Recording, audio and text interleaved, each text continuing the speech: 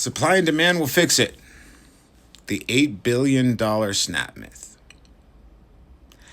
Supply and demand is going to fix the loss of an $8 billion removal of food subsidies. That's elementary economics. You're right. It is elementary level. So let's break that down a little, since it's the most common argument a week later. And I'll give you that the Democrats aren't signing that clean budget, and they have their reasons. Because it's not last year's budget, the way Johnson keeps trying to tout it. But I digress. Let's get into this whole supply and demand thing, shall we? Because you guys seem to keep forgetting that the mitigating point of SNAP is the stabilization of food markets. It acts as a buffer between retail, medical, and agricultural sectors, which is why so many of us have such strong opinions about what should be purchased with those SNAP benefits. RFK's recent bans come to mind. And as I mentioned in so many replies, many subsidies operate on a macro level. That is to say, they are injected on a massive amounts, usually on the corporate side, way up top. Energy subsidies, for example. SNAP, on the other hand, is a closed-loop system. It operates on a micro level, the same way that you or I would spend cash on food.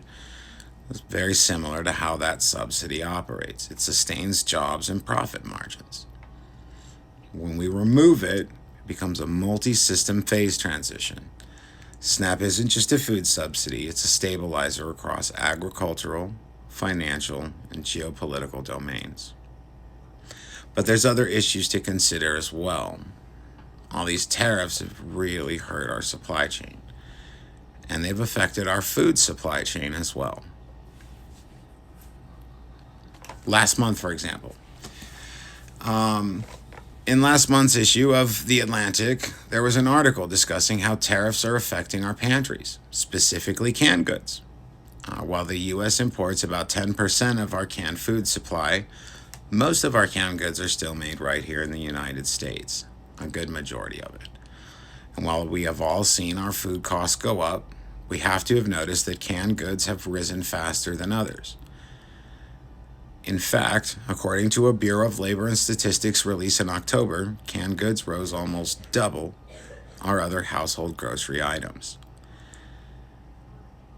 Given the tariffs on steel and other commercial metals, the canned food industry is going to see an increase in overhead, resulting in a total of about a 15% price increase on canned goods alone, just from the cost of steel. That's from the same BLS release.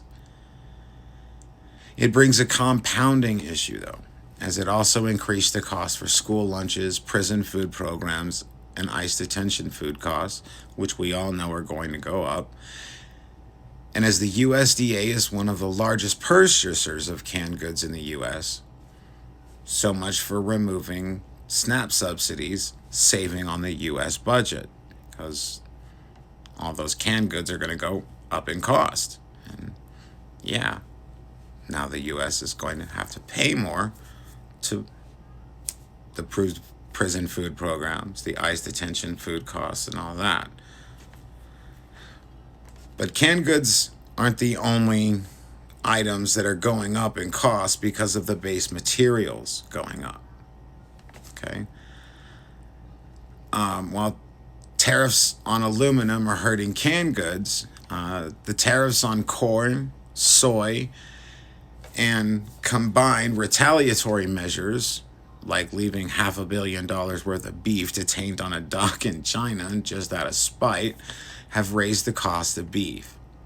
Beef costs have been rising in the United States for a while, and although there is discussion around leaving herds to grow, thus decreasing beef costs by 2030, the plan is rather reliant on government programs and government subsidies like SNAP. And those government subsidies really don't seem to be making the cut right now. Tariffs on fuel and cold storage costs, seasonal import and export tariffs as well.